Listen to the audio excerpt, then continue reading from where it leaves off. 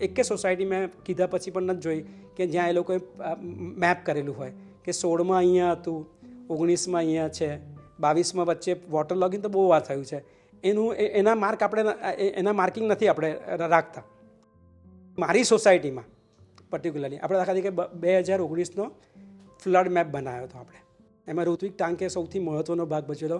જ્યારે 2019નું પૂરું આવ્યું ત્યારે દરેક વિસ્તારમાં જઈને ફ્લડ ક્યાં સુધી આવ્યું છે એને માર્ક કરીને આખા વડોદરાનો ક્યાં વોટર લોગિંગ છે, પાણીનો ભરાવો છે, ક્યાં ફ્લડ છે, બંનેમાં ફરક છે, બધું મને લાગે છે કે આ બધી વસ્તુ લોકો સુધી જવી જોઈએ.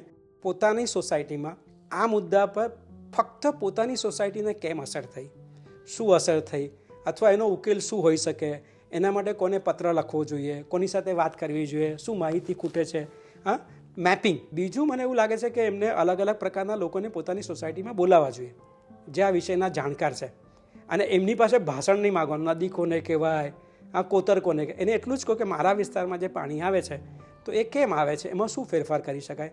તો એ આપણે અત્યારે કરવાની જરૂર છે.